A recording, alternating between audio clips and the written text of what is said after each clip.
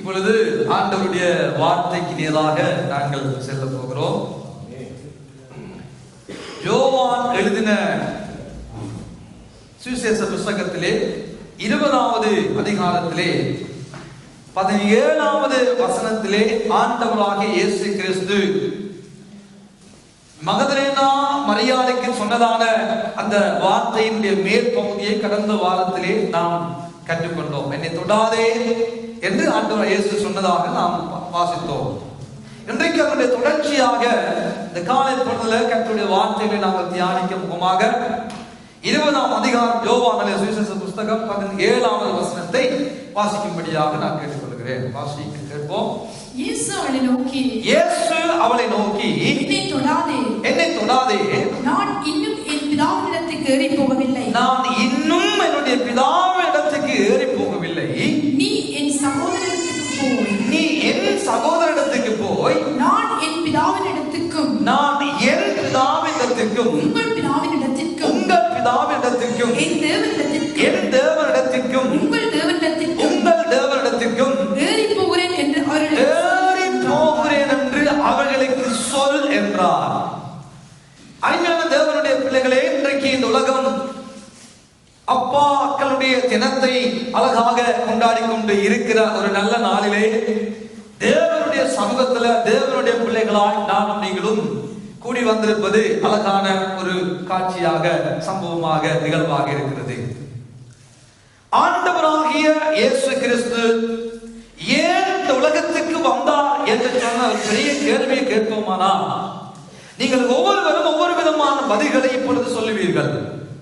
ஆனால் கலாத்தியருக்கு எழுதின நிருபத்தில் பவுலடியார் 4வது அதிகாரத்திலே 4வது 6வது வசனங்களிலே ஒரு முக்கியமான ஒரு காரியத்தை ஆவியானவர் நமக்காக எழுதி வைத்துள்ளார்.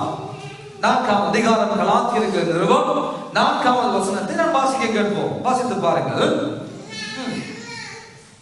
நாம் புத்திர சுவிகாரத்தை அடையும்படி நியாய பிரமாணத்துக்கு கீழ்ப்பட்டவர்களை மீட்டுக் கொள்ளத்தக்கதாக காலம் நிறைவேறின பொழுது ஸ்திரீயிடத்தில் பிறந்தவர் நியாய பிரமாணத்துக்கு கீழானவருமாகிய நம்முடைய குமாரனை தேவன் அனுப்பினார். அடுத்த வசனம். மேலும் நீங்கள் புத்திரராய் இருக்கிறபடியினால் அப்பா பிதாவே என்று கூப்பிடத்தக்கதான தேவன் தமது குமாரனுடைய ஆவியை உங்கள் இருதயங்களில் அனுப்பினார். அருமையானவர்களே, வேதம் தெளிவாக நமக்கு சொல்லுகிற காரியம் என்ன? நானும் நீங்களும் புத்திர சுவிகாரத்தினுடைய ஆவியை பெற்றுக் கொள்ளும்படியாக ஆண்டவரை தேவனை பிதாவை அப்பா என்று அழைக்கும்படியான ஒரு கிருபையை இயேசு கிறிஸ்துவின் மூலமாக பெற்றுக் கொள்ளும்படியாகவே ஆண்டவராகிய இயேசு கிறிஸ்து இந்த உலகத்துக்கு கடந்து வந்தார்.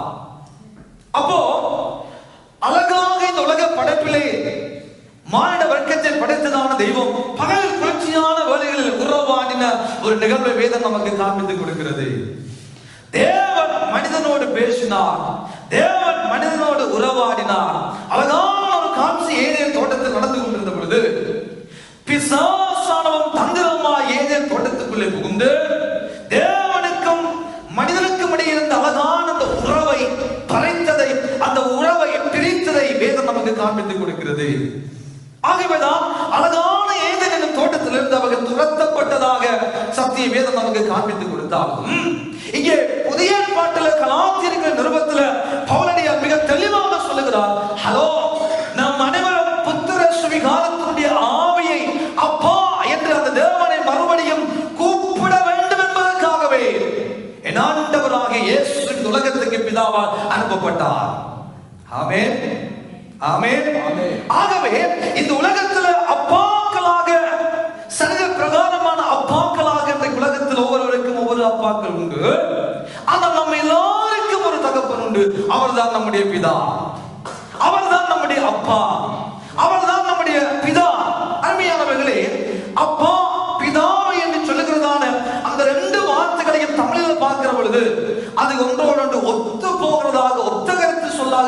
காணப்பட்டாலும் வேதத்திலே பார்க்கிற பொழுது ஆண்டவராக இயேசு வாழ்ந்த காலத்தில் பேசப்பட்டதான அராமிய மொழியிலே அப்பா என்று அழைக்கிறதான அப்பா அப்பா என்று அழைக்கிறதான வார்த்தை அங்கே இருந்து வந்ததாக நாம் பார்க்கிறோம். பிரியமானவர்களே, அந்த வார்த்தையினுடைய காரியம் என்ன? அப்பா என்றால் என்ன, பிதா என்றால் என்ன என்று ரெண்டுக்கும் ரெண்டு காரியங்களை, அந்த ரெண்டு வார்த்தைகளுக்கும் ரெண்டு கருத்துக்களை வேதாகம் நமக்கு காட்டியிருக்கின்றது. அது என்ன? அராமிய மொழியிலிருந்து வந்ததான அராமிய மொழியிலிருந்து வந்ததான அந்த பாசையாகிய அப்பா என்று சொல்லுகிற அந்த வார்த்தை எதை நமக்கு சொல்லுகிறது என்றால், அன்பின் நிமித்தமாக உள்ளத்திலிருந்து வருகிறதான அப்பா என்று நாம் கூப்பிடுகிறோம். சில நேரங்களில் மனைவிமார் கணவன்மாரை பார்த்து அப்பா என்று கூப்பிடுவீர்கள், ஆனால் உண்மையாகவே அவர் அப்பாவா இருக்க மாட்டார். பிள்ளைகள் பெற்றோரை கூப்பிடுவது நார்மல். சில நேரங்கள் நாங்கள் நண்பர்கள் ஆசிரியர்களோடு பார்த்து சொல்லுவோம், அல்லது நமக்கு ஆவிக்குரிய பெற்றோர்மாரை பார்த்து அப்பா அப்பா அப்பா என்று கூப்பிடுகிறபடினால் அவர்கள் எல்லாருமே நம்முடைய வாழ்க்கையில் அப்பாவாக மாறிவிட முடியாது. அது எதன் அடிப்படையில் வருகிறது? அன்பின் அடிப்படையில, உள்ளத்தின் மூலமாக எழுகின்ற நாட்டத்தின் அடிப்படையில, ஆசையின் அடிப்படையில, வார்த்தையின் அடிப்படையில அது நமக்குள்ளே வருகிறது. அப்பா வாங்கப்பா, இங்க இதை செய்யுங்கப்பா, அதை செய்யுங்கப்பா, இதை செய்யுங்கப்பா. அந்த அந்த அந்த அப்பா வந்து அராமிய மொழியிலிருந்து வருகிறதான அப்பா என்று நாம் சொல்லுகிறதான அன்பின் நிமித்தமாக எழுகின்றதான காரியமாக அந்த அப்பா என்று சொல்லும் வார்த்தை நமக்கு குறித்து நிற்கிறது. ஆனால் பிதாவை என்று சொல்லுகிற வார்த்தை எது நமக்கு சொல்லுகிறது? தமிழில் ஒத்தகன் சொல்லி கேட்டால் பிதா என்று சொல்லுவோம், அப்பாவுக்கு தந்தை என்று சொல்லுவோம், வேற தகப்பன் என்று சொல்லுவோம், வேற என்ன மொழிகளை நாம் சொல்லுகிறோம்? ஐயா என்று சொல்லுவோம், மதிப்புக்குரிய ஐயா என்று அப்பாவை சொல்லுவோம். இப்படி பல விதங்களிலே நம்ம குறிப்பிட்டிருந்தாலும் இரண்டாவது வருகிற அந்த பிதாவை என்று சொல்லுதான அந்த வார்த்தை கிரேக்க மொழியிலிருந்து பட்டேர் என்று சொல்லுகிறதான ஃபாதர் என்று சொல்லுகிறதான அந்த மொழியிலிருந்து அது வந்திருக்கிறது வேதாகமத்திலே. ஆகவேதான் அராமிய மொழியாகிய அப்பா என்று சொல்லும் வார்த்தையும் பிதாவை என்று சொல்லுகிறதான ஓ பட்டேர் என்று சொன்னதான வார்த்தையும் ஒன்றித்து நமக்கு கொண்டு வந்திருக்கிற காரியம் என்ன? அன்பின் நிமித்தமாக அப்பா என்று அழைக்கிற வார்த்தையோடு மாத்திரமல்ல, பிதாவை என்று சொல்லுகிறதான உரிமையுடைய உரித்துடைய உதாரணமாக பாடசாலைகள் விண்ணப்ப படிவுகளை நாம் நிரப்புகிற பொழுது பல பேரை அப்பா பா பான்னு கூப்பிட்டாலும் அந்த இடத்துல யாருடைய அப்பா என்று கேட்கிற பொழுது நாம் கூப்பிடுகிற எல்லா அப்பாக்களுடைய பேரை எழுத மாட்டோம். சட்ட ரீதியாக ஒபிசியலாக நாம் பயன்படுத்துகிற அந்த அப்பா பிதாவை என்று பயன்படுத்துகிற எங்களுடைய அப்பாவுடைய பெயரை எதுன்னு சொல்லுகிற பொழுது ஒபிசியலாக எதை எழுதுகிறோம்? யார் யார் நமக்கு அப்பாவோ அவருடைய பெயர்களை எழுதுகிறோம். சட்ட ரீதியாக இவர்தான் எனக்கு அப்பா, சரீர பிரகாரமாக இவர்தான் என்னை பெற்றெடுத்தவர் என்ற உரிமையை யாருக்கு கொடுக்கிறோம்? பிதாக்கு கொடுக்கிறோம். யார் பிதா? நம்மை பெற்றெடுத்த பிதா, பட்டேர். ஆனால் சரீர பிரகாரமாக நாம் எப்படி நம்மை பெற்றெடுத்ததான அப்பாவுடைய பெயரை எழுதுகிறோமோ அதே போல அதே வண்ணமாக பிதா என்ன செய்கிறார்? நம்மை தமக்கு சொந்த பிள்ளைகளாக மாற்றி நம்மை சொந்த பிள்ளைகளாக அதிகாரத்தை கொடுத்து அவர் நம்மை எடுத்திருக்கிறார். ஆகவேதான் ஆண்டவராக இயேசு கிறிஸ்து காலம் நிறைவேறும் வரைக்கும் காத்திருந்தார். ஏனென்றால் ரோமருடைய சட்டத்தின் மூலமாகத்தான் தத்தெடுத்த பிள்ளைகள் பெற்றெடுத்த பிள்ளைகளுக்கு இடையிலே காணப்பட்டதான வேறுபாட்டை காண்பிக்கும் முகமாக ரோம சாம்ராஜ்யத்துக்கு முதலே பார்க்கிற பொழுது எல்லா பெற்றெடுத்த பிள்ளைக்கு இருக்கிற அதே உரிமை தத்தெடுத்து வளர்க்கிற பிள்ளைகளுக்கு இருக்கவில்லை. ஆனால் ரோம சட்டத்தின் மூலமாக சட்டம் கொண்டு வரப்படுகிறது.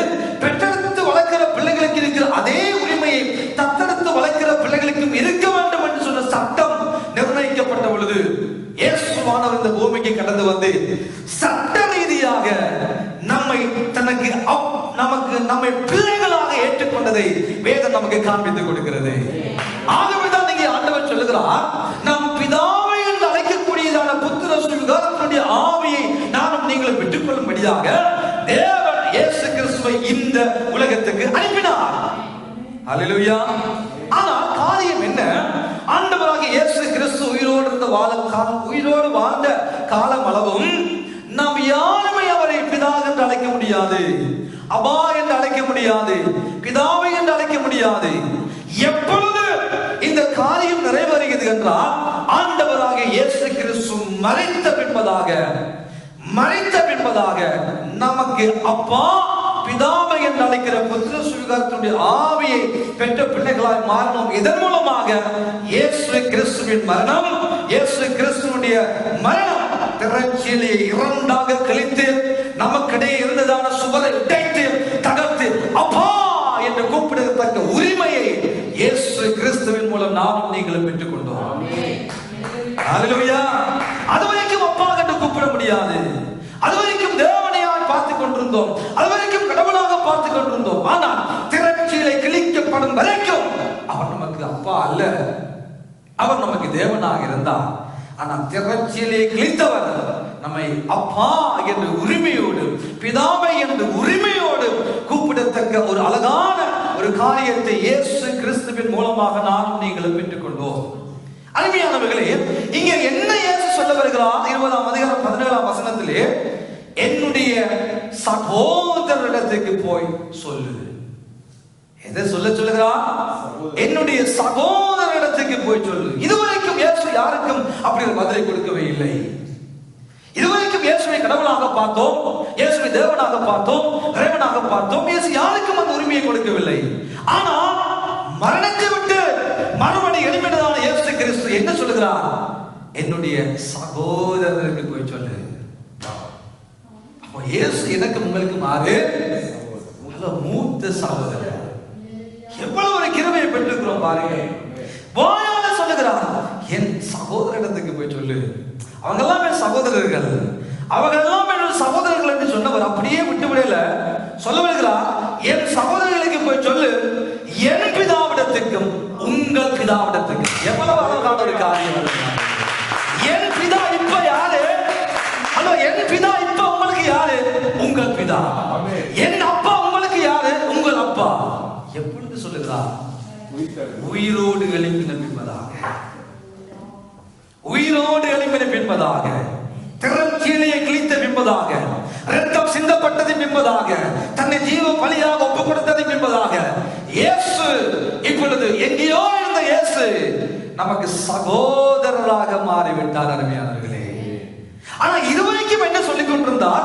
யோவான் 10ஆம் அதிகாரம் 30ஆம் வசனத்தில் 33 வாசித்து பாருங்கள். யோவான் 5ஆம் அதிகாரம் 18ஆம் வசனத்தை வாசித்து பாருங்கள். இதுவரைக்கும் இயேசு கிறிஸ்து நானும் பிதாவும் ஒன்றா இருக்கிறோம், நானும் பிதாவும் ஒன்றா இருக்கிறோம், நானும் பிதாவும் ஒன்றா இருக்கிறோம், நான் அவருடைய பிள்ளை என்றெல்லாம் சொல்லிக் கொண்டிருந்தவர். இதுவரைக்கும் அப்படித்தான் சொல்லிக் கொண்டிருந்தார். ஆனால் மறித்த பின்பதாக, உயிரோடு எழுந்த பின்பதாக அதையெல்லாம் பற்றி சொல்லுகிறார். என் பிதாவிடத்துக்கும் உங்கள் பிதாவிடத்துக்கு நான் போறேன். எவ்வளவு ஒரு அருமையான காரியம் பிரியமானவர்களே, எவ்வளவு ஒரு அழகான காரியம். ஆண்டவர் சொல்லுகிறார், என்னுடைய உங்களுடைய சகோதரர். ஆண்டவர் சொல்லுகிறார், இயேசு சொல்லுகிறார், நான் உங்கள் சகோதரர். எவ்வளவு அருமையான பாக்கியம் பெற்ற தேவனுடைய பிள்ளைகளாய் இன்றைக்கு இந்த காலை பொழுது நாம் வாழ்ந்து கொண்டிருக்கிறோம். எவ்வளவு ஒரு அழகான காட்சி. அவர் உயிரோடு இருந்த காலப்பகுதியில் மரிக்க முன்பதாக எத்தனையோ தடவைகள் இயேசுவை கல்லறையும்படியாக வகை தேடினார்கள், அவரை கொன்றுவிட வேண்டும் என்ற வகை தேடினார்கள். அதை வாசிக்கிற பொழுது நமக்கு சற்று விலகிக் கொள்ளப்படும். வாசிங்கள் 10ஆம் அதிகாரம் யோவான் 30, 31, 32, 33 வாசிங்கள். யோவான் 10, 30, 32 வாசிங்கள். நானும் பிதாவும் ஒன்றா இருக்கிறோம். அப்பொழுது யூதர்கள் மறுபடியும் அவர்கள் மேல் கல்லெறியும்படி கல்லை எறியும்படி கல்களை எடுத்துக் கொண்டார்கள். இயேசு அவர்களை நோக்கி நான் என் பிதாவினாலே அநேக காரியங்களை உங்களுக்கு காண்பித்தேன், அவைகளில் எந்த கிரிகள் நிமித்தம் கல்லெறிகிறீர்கள் என்றார். யூதர்கள் அவருக்கு பிரதியுத்தரமாக நற்கிரியை நிமித்தம் நாங்கள் உண்மை நல்ல கிரியை நிமித்தம் நாங்கள் உண்மையில கல்லறியல, நீ மனுஷனாயிருக்க உன்னை தேவன் என்று சொல்லி இவ்விதமாய் தேவதூஷணம் சொல்லுகிறபடினால கல்லறிய வந்தவப்பா. என்ன சொல்லுகிறார்? இயேசு உயிரோடு இருக்கிறவர்கள் சொன்னா நானும் பிதாவும் ஒன்றா இருக்கிறோம். கல்லுகளை எடுத்தார்கள். இது நிமித்தமப்பா கல்லறிய தேடுகிறீர்கள். எத்தனையோ கிரியைகளை செய்து விட்டார், எந்த கிரியை நிமித்தம் கல்லறையை தேடுகிறீர்கள்? அவர்கள் சொல்கிறார்கள், நீ உன்னை தேவனுக்கு சமனாகிட்ட, இயேசுவே தேவனுக்கு சமனாகிட்ட, தேவனுடைய குமாரன் என்று சொல்கிறாயே, அந்த தேவ தூஷணத்துக்காகத்தான் நாங்கள் கல்லறையை தேடினோம். இந்த உலகம் அவரை அறிந்து கொள்ளவில்லை. இந்த உலகம் அவரை பிதாவுடைய குமாரனாக ஏற்றுக்கொள்ளவுமே இல்லை. அந்த உலகத்தில் வாழ்ந்தவர்கள் அதைத்தான் செய்தார்கள். இதைத்தான் பிதாவும் என்ன சொல்லுகிறார்? 3ஆம் அதிகாரம் யோவான் 14, 17, 18 வசனங்களை வாசித்து பார்க்கிற பொழுது, தேவன் தம்முடைய ஒரே பேரான குமாரனை இந்த உலகத்துக்கு அனுப்பினார். தன்னுடைய ஒரே பேரான குமாரன் என்று 3:16 வேதம் நமக்கு சொல்லுகிறது. ஆனால் நீங்கள் கொலோசியர் புத்தகத்துக்குள்ளே வருகிற பொழுது, கொலோசியர் புத்தகத்தில் 1ஆம் 2ஆம் அதிகாரத்துக்குள்ளே வருகிற பொழுது ஆண்டவர் அங்கே நமக்கு சில காரியங்களை சொல்ல வருகிறார். 15, 16, 17, 18 வசனங்களில் பார்க்கிற பொழுது முதற் பேரானவராய் மாறிவிட்டார். அன்பாய் கவனிங்கள். மரணத்துக்கு முன்பதாக பிதாவுடைய குமாரனாக இயேசு எப்படி இருந்தார்? ஒரே பேரான குமாரனாக இருந்தார். ஆனால் மரணத்துக்கு பின்பதாக இயேசு எப்படி மாறினார்? முதற் பேரானவராய் மாறினார். இதன் அடிப்படையில் வாசிகள் 2ஆம் அதிகாரம் கொலோசியர் புத்தகம் 15, 16, 17, 18. துரைத்தனங்களின் அதிகாரங்களை முறித்துக் கொண்டு வெளியிறக்கமான கோலமாக்கி அவைகள் மேல் சிலுவையிலே வெற்றி சிறந்தார். ஆகையால் போஜனத்தையும் பானத்தையும் குறித்தாவது பண்டிகை நாளையும். கொலோசியர் 2ஆம் அதிகாரம் வாசிக்கிறீங்களா? கொலோசியர் 2ஆம் அதிகாரம் 15, 16, 17, 18 ஒன்றை வாசிங்க. 9ஆம் அதிகாரத்தை வாசிங்க. 9ஆம் அதிகாரம் கொலோசியர்.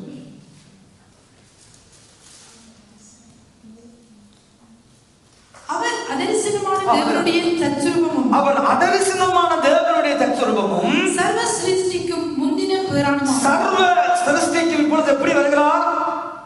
முதற் பேரானவராய் வருகிறார். ஏனென்றால் அவருக்குள் சகலமும் சிருஷ்டிக்கப்பட்டது.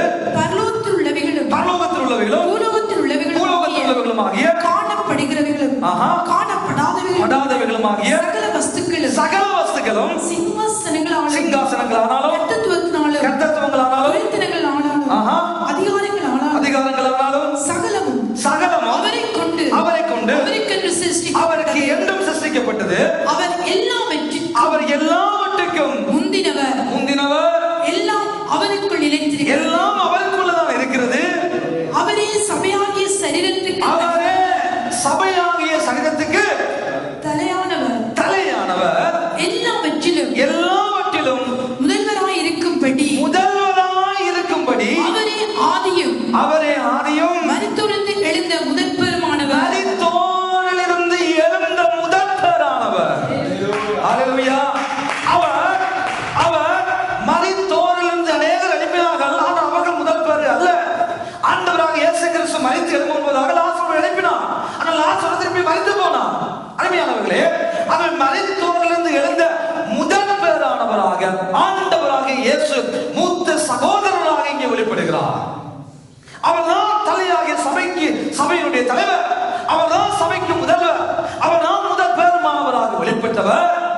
சொல்லுகிறார், நான் என் சகோதரத்துக்கு போய் சொல்லு, என் சகோதரத்துக்கு போய் சொல்லு. முதல் பிதாவுக்கு ஒரே பேரான குமாரனாக வெளிப்பட்டார். இங்கே நமக்கு முதல் பேரான சகோதரராக வெளிப்படுகிறார். முதல் பேரானவராக வெளிப்பட்டார். இதை யோவான் வெளிப்படுத்த புத்தகத்திலே 1ஆம் அதிகாரம் 5ஆம் வசனத்தை வாசித்து பாருங்கள். அங்கே யோவான் இன்னும் அழகாக அந்த காரியத்தை அவர் நமக்கு சொல்ல வருகிறார். வெளிப்படுத்த சுவிசேஷ புத்தகம் 1ஆம் அதிகாரம் 5ஆம் வசனம். அந்த ஒளி இருளிலே பிரகாசிக்கிறது. இருளானது அதை பற்றிக் கொள்ளவில்லை. தேவனால் அனுப்பப்பட்ட ஒரு மனுஷன் இருந்தான். அவர் பேர் யோவான். வெளிப்படுத்த சுவிசேஷ புத்தகம் வெளிப்படுத்த விசேஷம் 3:5 வாசிங்க. மற்ற அடுத்த மாசம் வாசிங்க.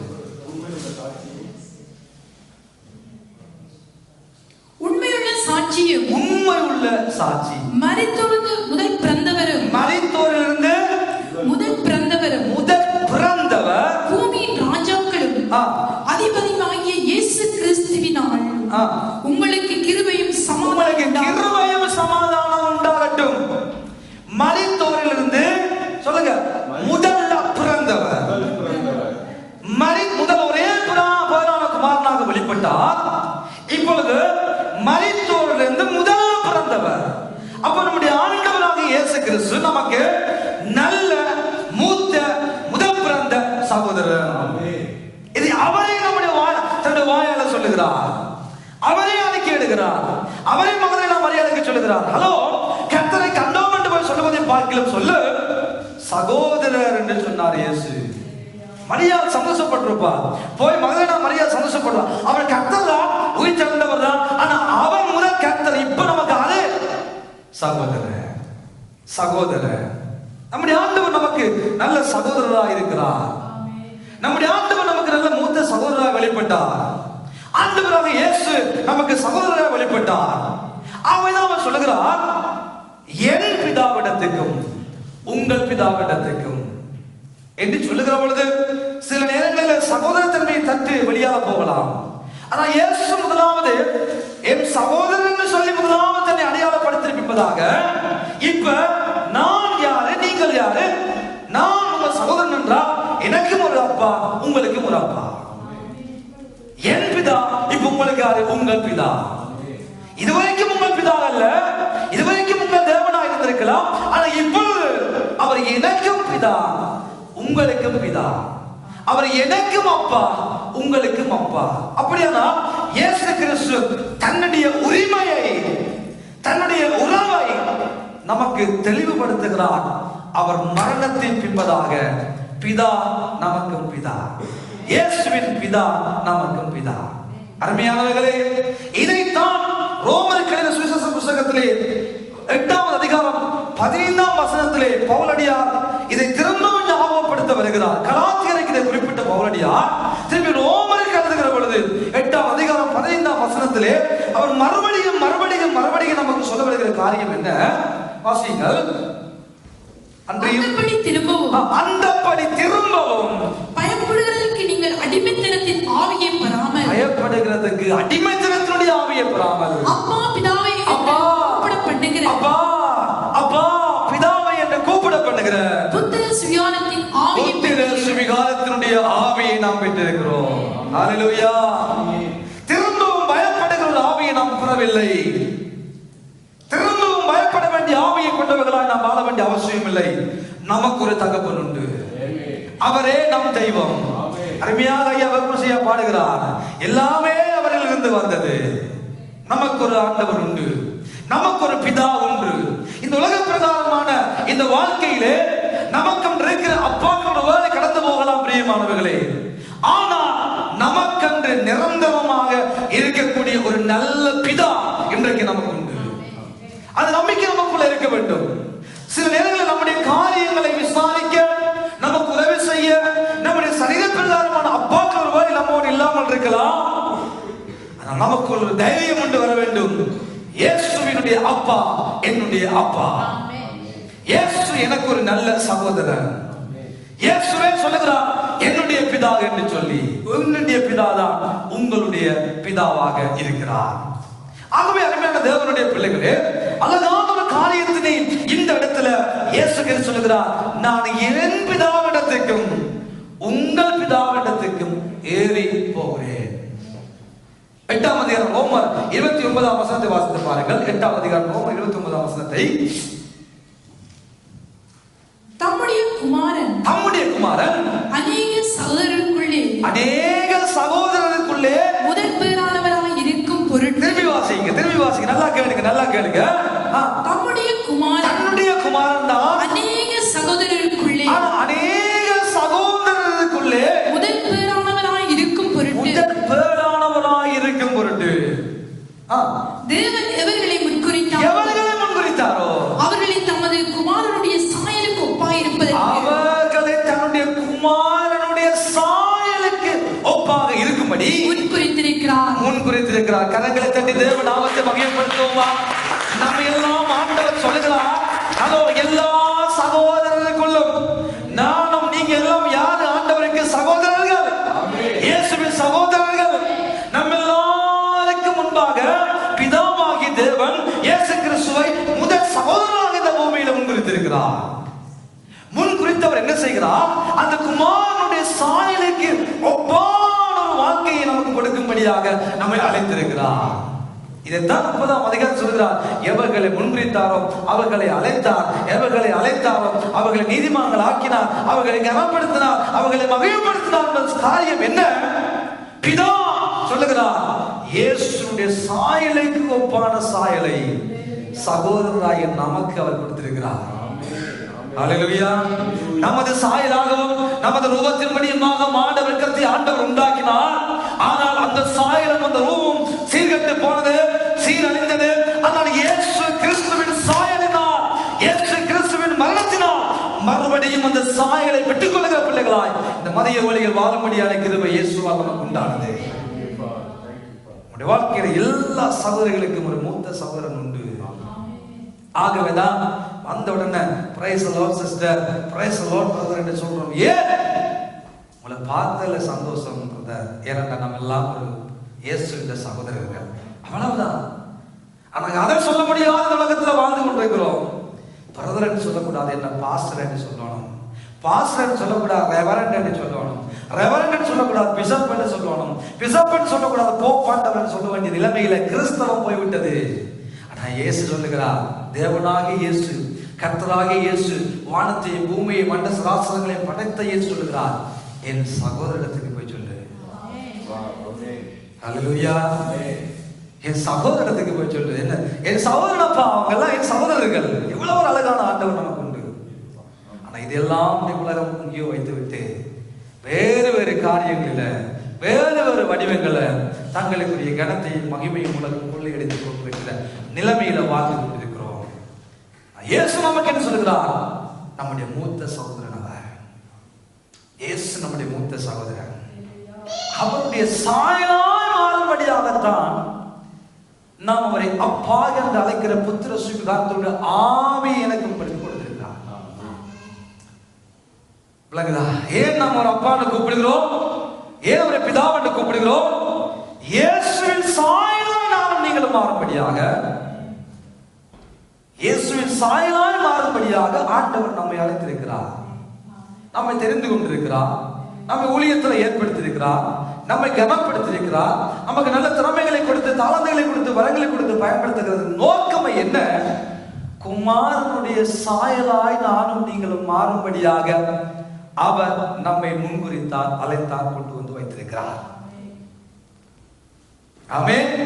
எவ்வளவு அருமையான ஒரு காட்சி பாருங்கள். இயேசுவின் மரணமும் உயிர்த்தெழுதலும் அவரை நம்மை சகோதரராக மாற்றியது.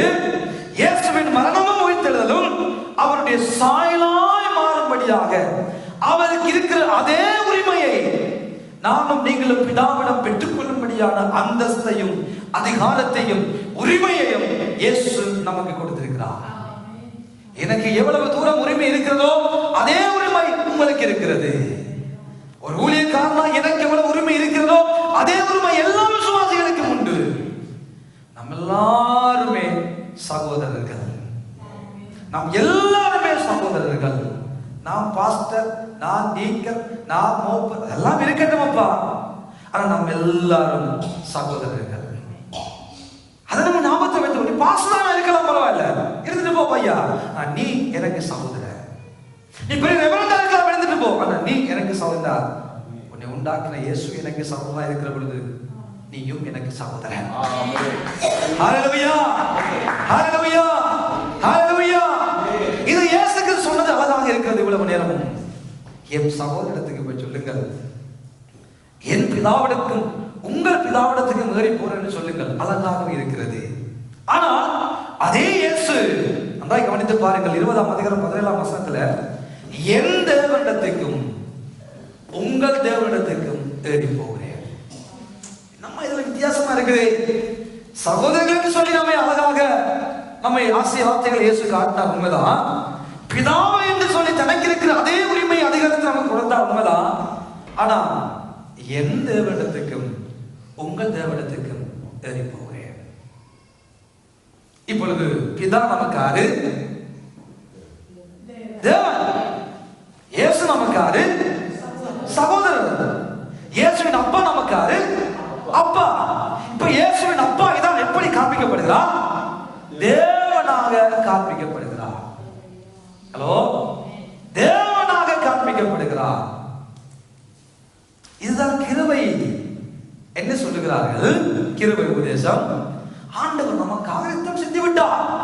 நாம் அவருடைய பிள்ளைகள். உண்மைதான், நமக்கு எல்லா அதிகாரமும் இருக்கிறது, நமக்கு எல்லா உரிமையும் இருக்கிறது.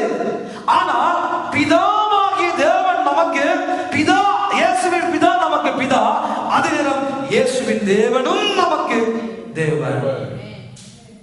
இயேசு கிறிஸ்து தமக்கு சொந்தமானதே வந்தார். அவரால் இந்த உலகம் உண்டாக்கப்பட்டது, அவரை கொண்டும் உண்டாக்கப்பட்டது, அவருக்கு என்றும் உண்டாக்கப்பட்டது என்று சொல்லி தன்னுடைய வீட்டுக்கு தன்னுடைய அப்பாவினால் படைக்கப்பட்ட, தன்னால் படைக்கப்பட்ட உலகத்துக்கு வந்த பொழுது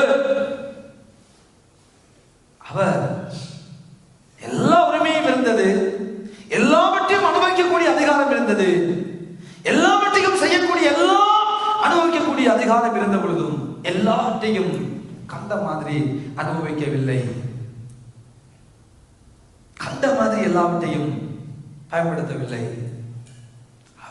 அவருடையதான் எல்லாமே. ஆனால் தான் நினைத்த வகையில் எல்லாவற்றையும் அவர் அனுபவிக்கவே இல்லை. இன்றைக்கு இந்த உலகத்திலே நமக்கு அப்பாக்கள் இருக்கிறார்களா? சகை பிரகாரமான அப்பாக்கள் இருக்கிறார்கள். ஆனால் அப்பா என் மேல நல்ல பாசமாக அன்பாக எல்லாவற்றையும் செய்கிறார் என்பதற்காக நாங்கள் எங்களுடைய இஷ்டத்துக்கு ஏற்ற வகையில நாங்கள் காரியங்களை செய்ய முடியாது.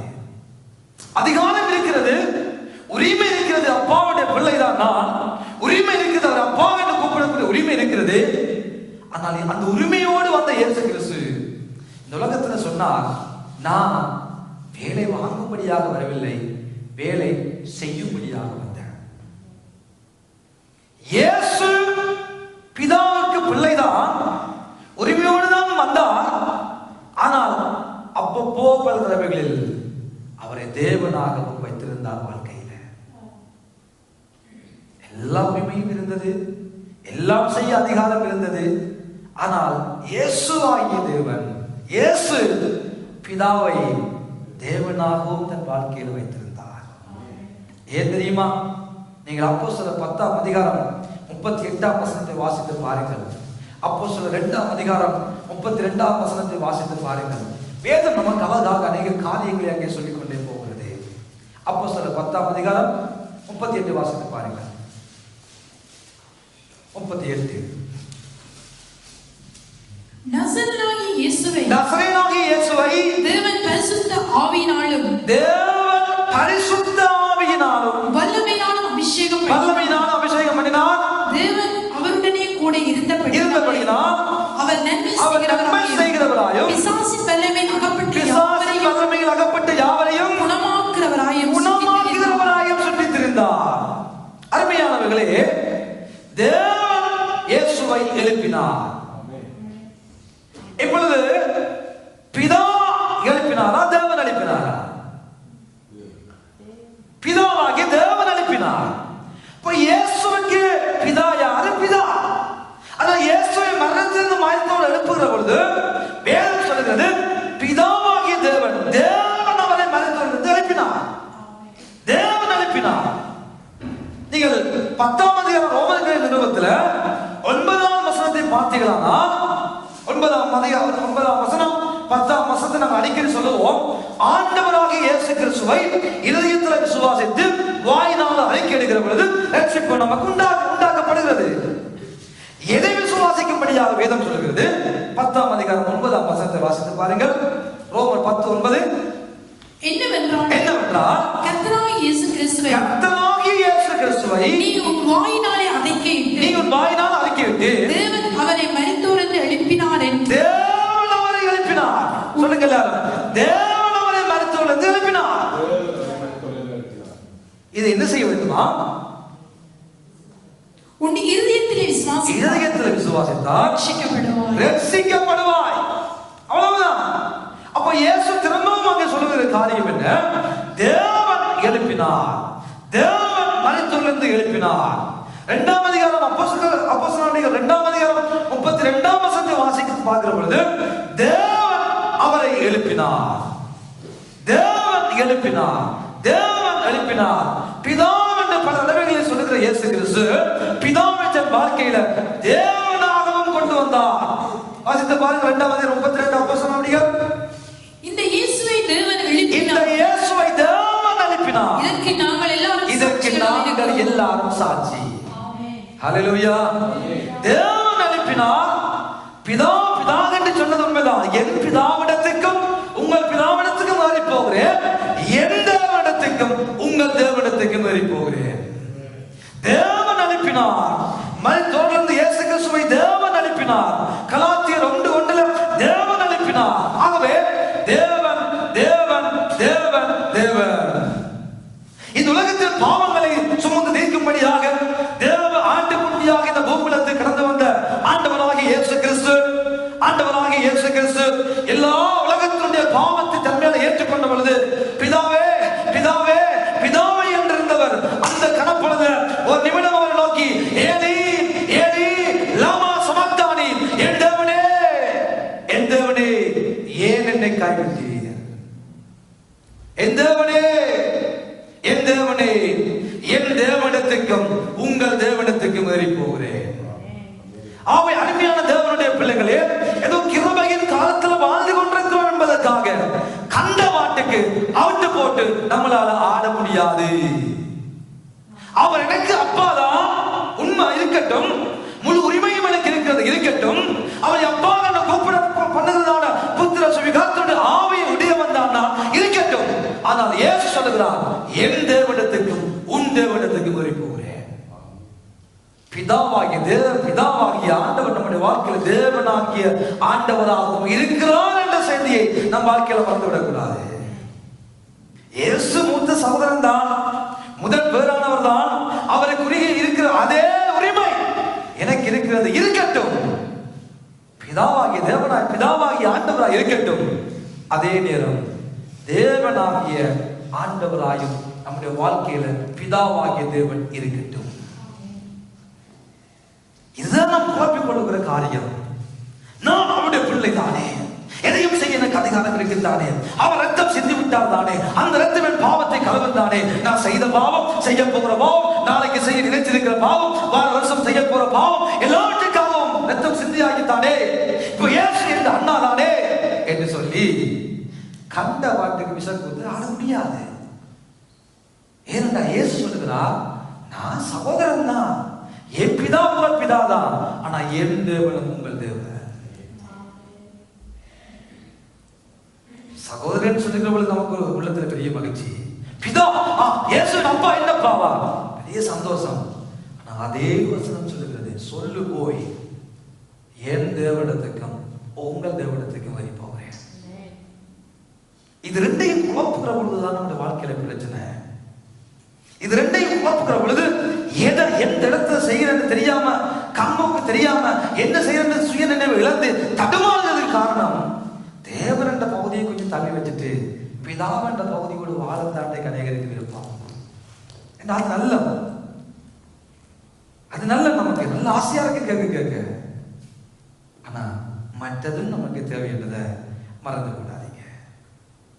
நம்ம வாழ்க்கையில பிதாவாகிய ஆண்டவர் தேவனாகிய ஆண்டவராகவும் இருக்கிறார் என்ற கனம், மகிமை, மதிப்பு கொடுக்க வேண்டும். உதாரணமாக நம்முடைய இளைஞர் எல்லாம், அப்பா அவருடைய பிள்ளை நான் தான், இந்த வீட்டுக்களை எதையும் செய்ய எனக்கு அதிகாரம் இருக்கிறது, எல்லாம் நான் செய்யலாம் என்று சொல்லி சரீர பிரகாரமாக பிறந்த பெற்றோருக்கு, தகப்பனுக்கு பிள்ளைகளா இருக்கிற நானும் நீங்களும் எவ்வளவு என்னுடைய வீடுதானே, நான் பிறந்த வீடுதானே, நான் வாழ்கிற வீடுதானே என்று சொல்லி நாம் நினைத்தபடி நினைத்த காரியங்களை செய்ய முடியாது. அப்படி செய்தால் கூப்பிட்டு விடும். அப்பா தானே, அப்பாதான், நான் பிள்ளைதானே, பிள்ளைதான். ஆனா அப்பா பிள்ளையா இருந்தாலும் அந்த கனம், அந்த மதிப்பு, அந்த கௌரவத்தை நாம் கொடுக்கிறோம். இலங்கையில் கூட அந்த கணக்கு பெற்றோர்கள் பெற்றோருக்கு ஏதாவது சாமான்கள் பொருட்களை கொடுக்கிற பொழுது உடனே அந்த கை இப்படி வந்துடும், ஒரு மதிப்பாக கௌரவமாக வந்துடும். அப்பாக்கள் எல்லாம் சில வீடுகளில் கதைகள் இருக்கிற பொழுது நாங்கள் அவருக்கு நேர சராசரியா இருந்து காலை போட்டு ஆட்டி கொண்டிருக்க மாட்டோம். அந்த அந்த அனுபவங்கள் நமக்கு தெரியும். ஆனா இப்ப அந்த உலகம் மாறி போச்சுது. அதெல்லாம் நாங்க பார்க்க முடியாத நிலைமையில வாழ்ந்து கொண்டிருக்கிறோம். ஏகா என் நிலைமைக்கு வந்துட்டோம் எல்லாருமே.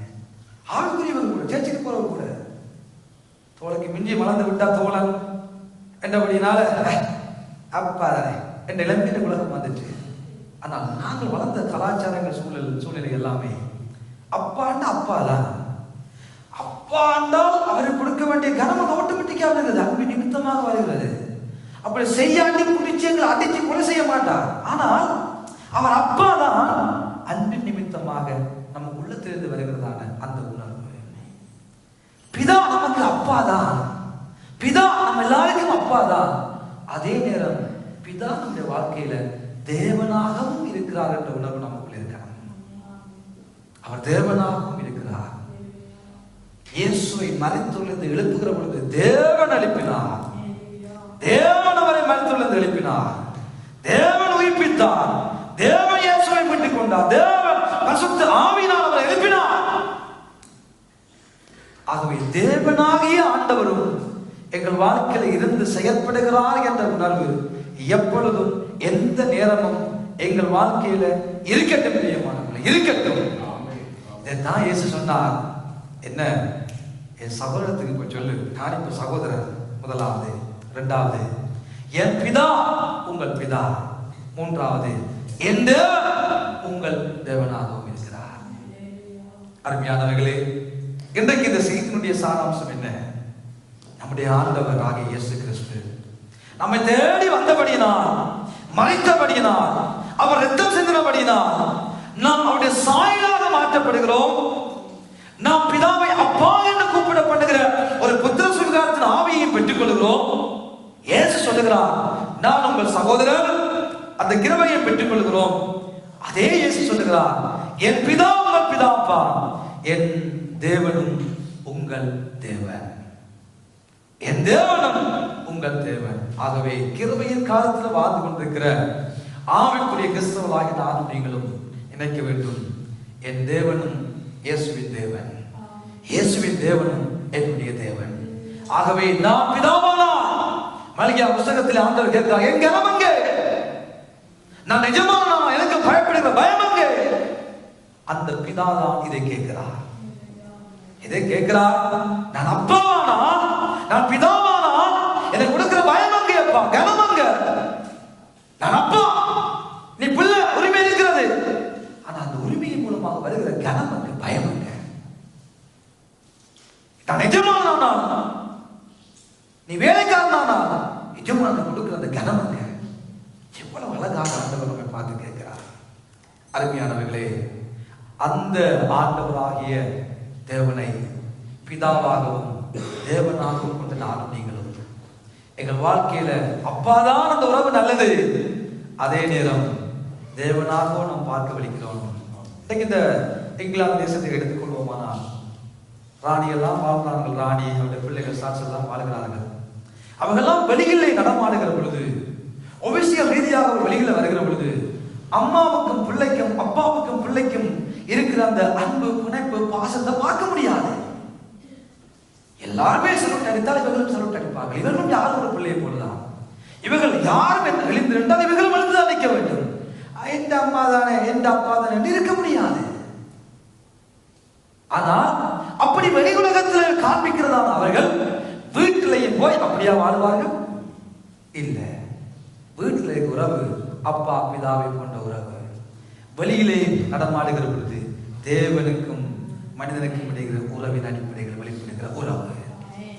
இந்த காலை பொழுதில் ஆண்டவர் நமக்கு சொல்கிறார், எங்கள் வாழ்க்கையில எங்கள் பிதா, எங்கள் வாழ்க்கையில பிதாவாக இருக்கட்டும், நல்லது. இயேசு சகோதராக இருக்கட்டும், நல்லது. அதே நேரம் அந்த பிதா எங்கள் வாழ்க்கையின் தேவனாகவும் நாம் ஒவ்வொரு நிமிடமும் பார்த்துக் கொள்ள வேண்டும். இதையும் அதையும் மிக்ஸ் பண்ணாதபடி இந்த நல்ல அப்பாக்கள் தின, நல்ல தந்தை தின, நல்ல நாளில ஆண்டவர் நமக்கு சொல்லுகிற காரியம், இயேசுவின் பிதா எங்கள் பிதா, அவர் எல்லாவற்றையும் பார்த்துக் கொள்வார். அவர் தான் பரமபிதா. தேவைகளை அறிந்த நல்ல பிதா நமக்கு உண்டு. ஆமென். நம்ம எல்லாருக்கும் ஒரு விதமான தேவைகள் உண்டு. எல்லா தேவைகளையும் அறிந்த ஒரு நல்ல பரமபிதா நமக்கு உண்டு. அந்த தேவைகளை தேவையான நேரத்துல நமக்கு சந்தித்து, நம்மை ஆசீர்வதித்து, நம்மை சுகப்படுத்தி, நம்மை கனப்படுத்தி நடத்துகிற ஒரு நல்ல பிதா நமக்கு உண்டு. அந்த பிதாவாகிய தேவன் எங்கள் வாழ்க்கையில தேவனாகிய பிதாவாகவும் செயல்படுவாராக. ஆமென், ஆமென். இயேசு கிறிஸ்து எங்கள் மூத்த சகோதரன் அவர் நம்மோடு இருக்கிற பொழுது, அவர் நமக்கு முதல்வரானவராய் மூத்த சகோதரனாய் இருக்கிற பொழுது நாம் எதையும் குறித்து கவலைப்பட தேவையில்லை. ஆமென். நேரடியாகவே பேசுவோம், நேரடியாக நம் உறவை வளர்த்துக் கொள்வோம். இயேசுவின் மூலமாக பிதாவிடம் செல்லுவோம். இயேசுவின் மூலமாக நம்முடைய காரியங்களை பிதாவிடம் வைப்போம். பிதாவாகிய தேவன் தேவைகளை சந்தித்து திருப்தியாக்கி நம்மை நடத்துவாராக. எல்லா அப்பாக்களும் ஞாபகத்தில் வைத்துக் கொள்ளுங்கள், உங்களுக்கும் ஒரு நல்ல பிதா உண்டு. அம்மாக்கள், பிள்ளைகள் எல்லாரும் ஞாபகத்தில் வைத்துக் கொள்ளுங்கள், நம் எல்லாருக்கும் ஒரு நல்ல பிதா உண்டு. அந்த பிதா இயேசுவின் பிதாவாகிய தேவன். அந்த தேவனாகிய பிதா நம் வாழ்க்கையில இதுவரைக்கும் இருந்தார், இனியும் இருந்து எங்களை பாதுகாத்து எங்களை ஆசீர்வதித்து தொடர்ந்தும் நடத்துவாராக. ஆமென். யாரும் எழுந்திருப்போம்.